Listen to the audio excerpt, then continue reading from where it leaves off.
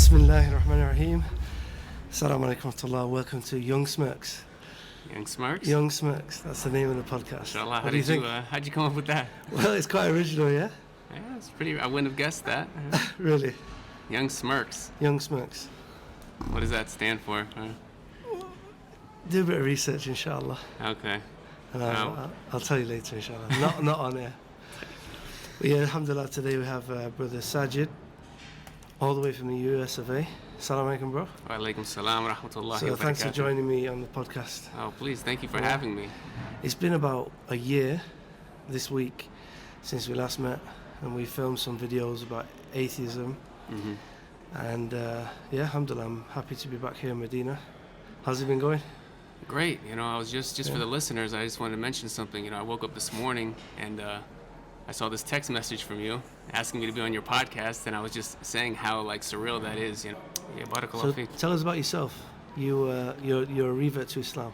Yeah, alhamdulillah. I born and raised in the USA. Yeah. I was raised a Protestant Christian, and long story short, my first year of college, you could say, I began searching for the meaning of life, and I ended up reading the Quran, and I became Muslim. MashaAllah. So as soon as you became a Muslim, did you then travel to Medina for the university? It was pretty quick. I became Muslim around August of 2008, Yeah. and I applied to the University of Medina around March of 2009, and then about a year and a half after that is when I actually arrived in Medina. So it was very quick. MashaAllah. When I first came to Islam, I've been trying to get into Medina University for many years, but it's not happened, alhamdulillah. It's not for everyone. Right. So it's a big blessing, for you to, and you actually graduating, I believe, this year, Yeah, this semester, alhamdulillah, I right? just graduated, yeah. MashaAllah. So it's been a long journey, yeah?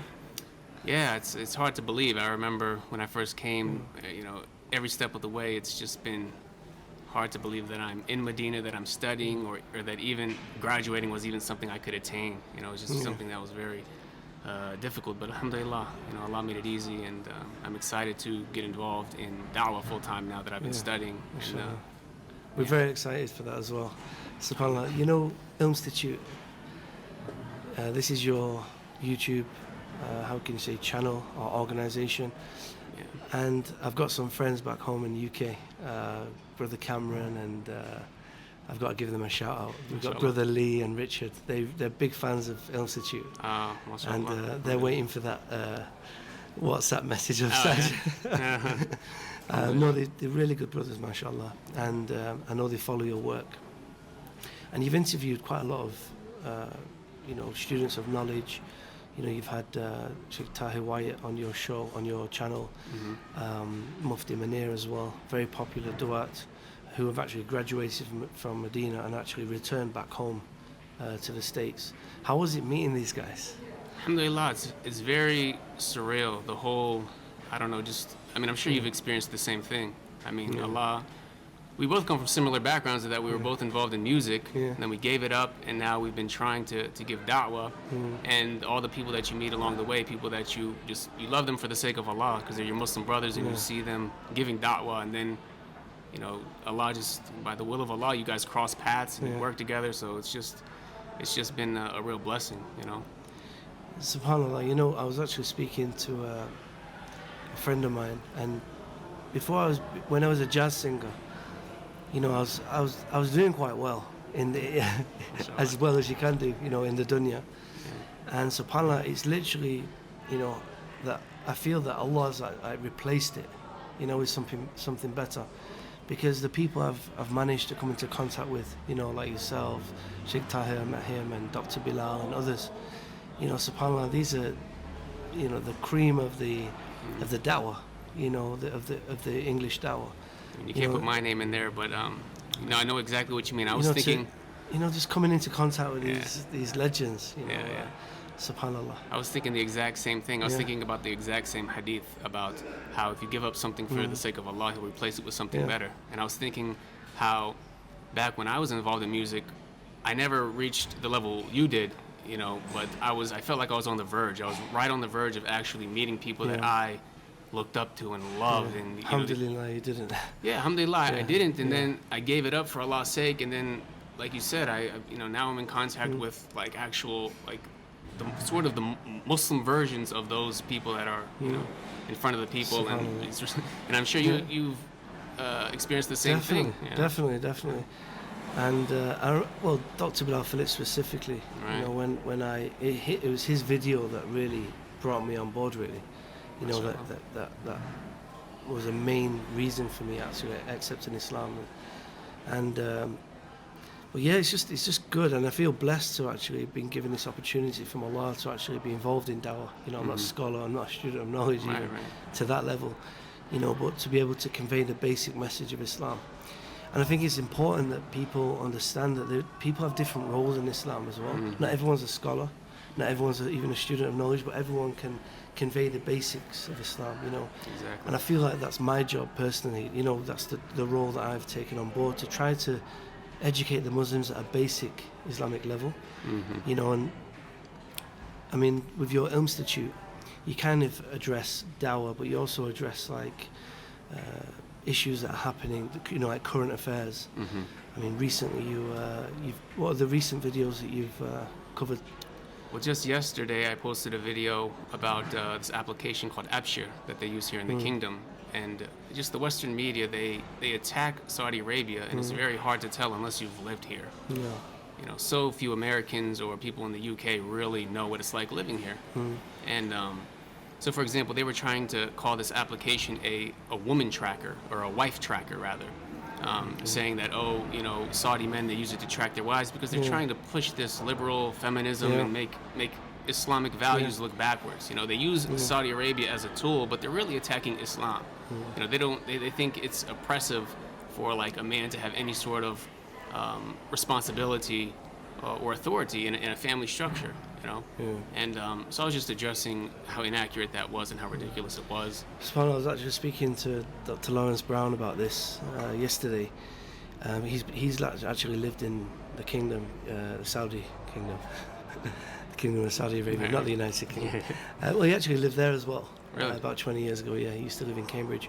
But he was, we were speaking about, he's lived here for 20 years, and he would never want to live in the West again, because he feels so free and at peace, and the safety as well. In fact, we was coming back from the restaurant, and the brother had left the boot of the car open, and it was full of like expensive things. Really?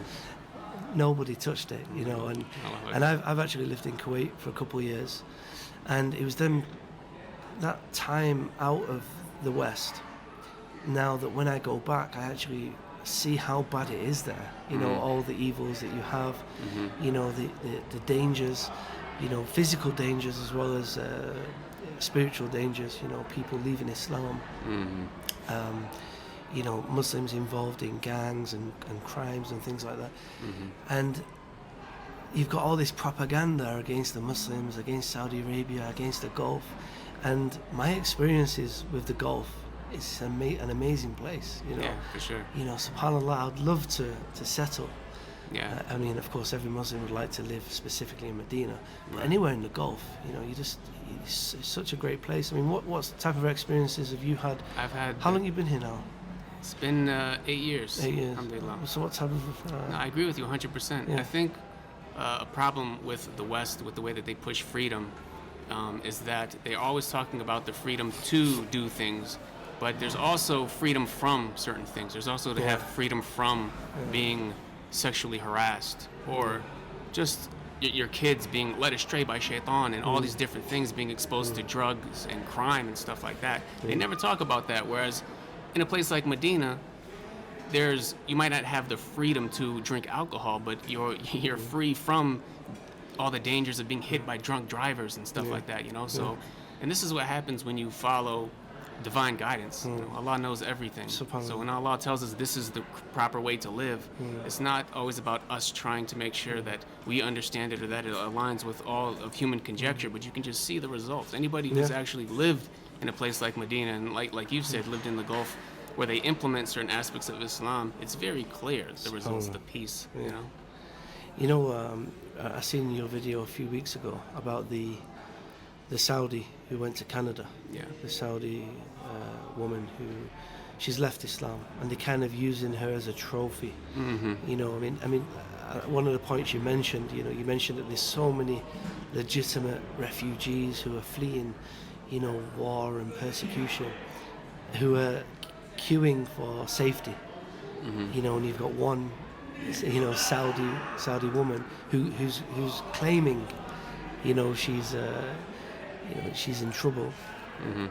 And I was just thinking about that. I was thinking, well, surely, if the Saudi government was to offer her safety, why wouldn't the Canadian government send her back? Do you know, Yeah, I mean, the whole if story. the same thing happened to me, if I claim my parents want to kill me or my parents neglected me or whatever, I wouldn't get automatic citizenship. Right. It's a real trophy. That's the thing. It's so obvious and blatant to anybody who and is it's about really Islam. in tune. It's about Islam. Exactly. It's about Islam. That's the thing. A lot of people, they want to criticize Saudi Arabia, but they're really criticizing the Islamic values that Saudi Arabia has adopted into the culture, into the society, and that's why. That's why it's so dangerous what they're doing, and it's also. Sorry about this. I have a bit of a cold. No, shafaq. I actually I had a cold, plus I also got sunburn. I got a bit of sunstroke, and I went to Uhud the other day, and it was quite cool. Mm-hmm. So I actually got blisters all over my head. It's very painful. So. Shafaq. Hey, mashallah, you made Umrah and you shaved your head, so you're used to having hair, I guess. Yeah, right? yeah. So pardon my coughing. No problem. Well, yeah, it really is an attack on Islam, and I'm sure that when people in the West see the solutions we have in Islam, that's why one of my main ways of conveying the message or conveying the solutions, calling people to Islam, is to show what Islam has to offer. And I believe this is the main way. It's the main way people in the beginning came to Islam. They seen what Islam had to offer. They seen the justice, just the whole system as a whole, not just, picking a punishment here or this rule here. Yeah. You have to take the whole system, and it really is miraculous. You can tell it's not, from a human being. This is from absolutely. The just. This is from Allah. And this is why da'wah is so important, because if we don't give da'wah, like for example your podcast, this is you, like you said, like you're not a scholar, I'm not a scholar at all. Yeah. But there is certain things that all of us can do to contribute to the da'wah, to spreading the truth about Islam. And if we don't do it, you're leaving a void for these publications who want to make Islam look like something it's not. They're not. It's so disgusting because they're not even being remotely honest about it. That's what's so aggravating about it, And it's sad because, I mean, how is anybody supposed to know? I remember before I lived in Saudi Arabia, the perception of it that I had. I would have believed all these articles coming out.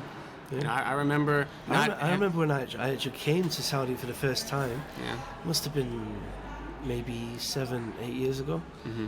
I was coming for Hajj, and I was a bit scared. Mm-hmm. Even though I'd been Muslim for a couple of years, I still had many misconceptions. Yeah. Because of what you're fed in the media. Yeah. And even when I came to Islam, my parents, I didn't, I was scared of going in a masjid.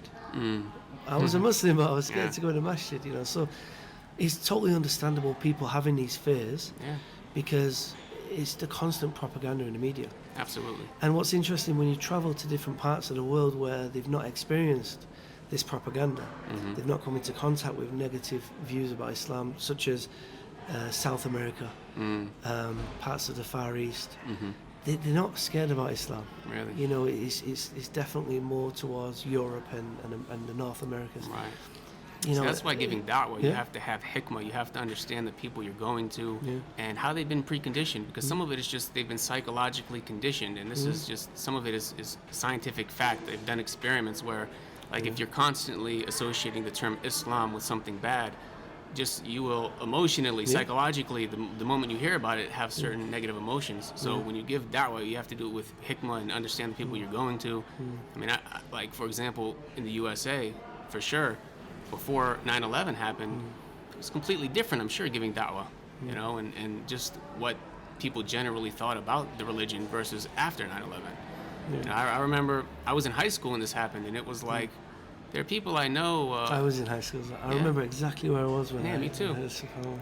And I remember going to college, and I had certain professors who, they looked at the world the way, like, you know how we start the Islamic calendar with the Hijrah.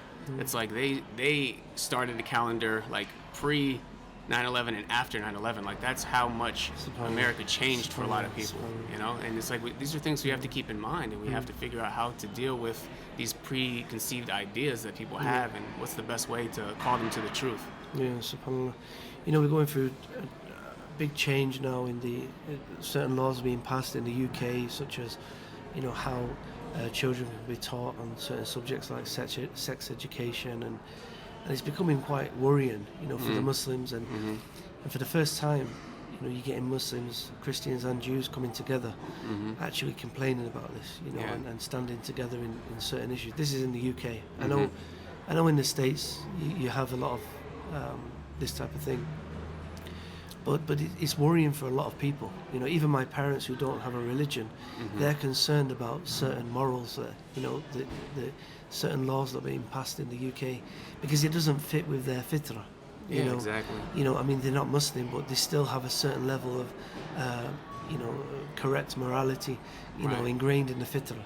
That's you know, what's so scary them old about. Christian, if you like, Christian principles, which are, you know, the universal principles which every human being has. And that's what's so scary about some of the laws they're trying to push, is that they want to reach children, and from like children who are still on the fitrah, they want to spoil their fitrah like as soon as they can. Yeah. It's like, it's very troubling, and one of the saddest things is that many Muslims they're like cowering to these ideologies because they're trying to compromise their deen for whatever political ideologies are considered right today, which were considered wrong a decade or two ago. I remember, I mean, just us growing up in high school, the way that we looked at some of these issues were completely different than today. I mean, it's just crazy how fast it's changed, and it makes you worry, well, how fast are things going to continue to change? And we have to do something about it. Yeah, subhanAllah. A friend of mine told me one time, it was a good example, you know, like Islam, it's a sirat al-mustaqim, it's the straight path. And he was saying about how if you're driving your car, if you just turn it just a little bit, if you keep it tilted long enough, before you know it, you're going to be way off course, you know? Yeah. So it's like, I mean, of course we can't be extreme about things, but you can't just keep compromising because you're just going to go further and further and further astray. Yeah, and you see that happening, you know, and subhanAllah. So what's your plans now you've graduated? Have you been thinking about what you want to do? You said you're going to develop ilmstitute and online platform. Yeah, you know, initially I embraced Islam my last year of university in America, where I was studying visual communication design. So I was studying videography, graphics, audio. So I basically wanted to use those skills in order to do like what you're doing. We do have a lot in common. You know, yeah, I was the same as I was studying videography, photography, and sound as well. Yeah, so like initially... I feel like that all these things we did in Jahiliyyah were, not all of them, but a lot of them, actually preparing us, you know, for the future. Yeah, subhanAllah. SubhanAllah. Yeah, so I'm trying to use some of those skills that I had and work with people like yourself, like Sheikh Tahir Mufti and Dr. Brown and all these different people, you know, just trying to get in where I fit in, basically. So ideally, I would love to do something like ilmstitute full-time, because I feel like the media and everyone is attacking Islam all the time. We need more Muslims creating content, even if it's not necessarily like lessons and khutbahs, but even if it's just even talking about secular things, but just Muslims doing it. I think the thing that we have as well, I mean, well, you have, you're young. I'm 32 now, so maybe I'm not so young anymore. I think we're the same age. Okay, mashallah. but people of the younger generation, they connect more with you know, our age group and younger, you know, more so than the older generation, you know, and we've grew up in this generation. We kind of know a bit more in terms of, you know, the dangers that people are going through, and I think we can use that in the dawah. You know, it's important to be able to connect with the younger generation. Absolutely. You know, most of the dawah that I focus on, I focus on trying to help the lay Muslim understand Islam, and also Christians and atheists. What's your kind of speciality? What's your audience that you're targeting? I'm the same way. I just want to teach the very basics. You know, I come from a completely non-Muslim background. When I embraced Islam, I didn't even know any Muslims. So I was reading the Quran online. I was like, I couldn't believe it. I was like, this is the truth, the Quran, Islam? Because I had all those preconceived ideas. So what was it that made you click with the Quran? Well, first I had searched everywhere else. And, you know, I'm making dua, I'm asking Allah. When I reflect, you know, I can realize, you know, Allah was taking me on a certain path and answering my dua. But one night I just realized I never even read the Quran. Like, I searched everywhere else, so let me just read it. And after having searched everywhere else and after having lived a life of jahiliyyah, as soon as I started reading the Quran, it was like there was certainty that this was from Allah. Like, I had no doubt. And alhamdulillah, Allah guides whom He pleases. This was from Allah, but you know, there was no doubt. Like at that point, you didn't change your belief in Allah. You know, it's similar to me where I always believed in Allah. You know, it's just that I didn't hear about Islam. Yeah. You know, of course, when you come into Islam, your understanding of Allah grows. You know, of course, the Quran tells us about who Allah is. You know, His attributes. You know, gives us more understanding of who Allah is. But it doesn't. You've not changed your concept of Allah. You know, Right. you said you was making dua to Allah. Yeah. But this is before you was Muslim. Right. You know, and I was doing the same thing. I was calling out to the Creator. You know, and I remember when I was in church, I would make an effort to say, God, I'm praying to you, not Jesus. You know, because I wanted to make that clarification. MashaAllah. This is from a very young age, Yeah. and this is common in. That's one of the things I loved about the video we did together, where you were talking about the fitrah and the importance of the fitrah when giving da'wah. Because now that we're talking about this, I realize I can sort of realize the moment when things started clicking. And a major moment was when I remembered my fitrah. I remembered when I was young and I believed in Allah, like with such certainty. And I was like, look, like, what happened? Like, where did I go wrong? I used to know God existed. So that's when I started trying to search and search Him out. So that fitrah is very strong. And, you know, when Allah guides you and you start reading the Quran and learning about Islam and it aligns with your fitrah, it's something very natural. And the fitrah is always there, deep Yeah. down. You know, like when Allah speaks about the people on a sinking ship calling out to Allah. You know, you see my playing video. Yeah. I was showing you the other day. You know, and subhanAllah, it's there. You know, but I think people fall out with Allah because of religion. Because their experience with religion, whether it's Christianity or Judaism or, you know, Hinduism, whatever it may be, they fell out with the religion. So then they conclude that, okay, there's no God. You know, and that's not the case. You know, they need to do a bit more deeper search. And, you know, looking into Islam's a good place to start. Yeah, I mean, one thing that we have to keep in mind is, as people who are involved in da'wah, is trying to have ikhlas and remember Allah guides whom He pleases. It's not up to us. Like, you can, I mean, there are prophets who went to their people and showed them clear signs, and some people they just want to disbelieve. They just disbelieve in Allah, and they're not going to believe in Allah. You know, they just refuse. So, you know, it's just may Allah give us ikhlas, and you know. Ameen. So, Jazakallah khair, thanks for coming on the my podcast. pleasure. And hopefully, inshallah, we'll be able to do more in the future. Inshallah, for sure. I want you to come to Africa, inshallah. Africa, inshallah. I want to come to Africa. I want to come to the UK. Inshallah. Yeah, inshallah, when you're ready for the UK, I'll help you with that, inshallah. Jazakallah khair. And I'll show you around Africa, inshallah. Jazakallah khair, thanks for coming on. Barakallah See you feek. soon, inshallah. Inshallah. Jazakallah.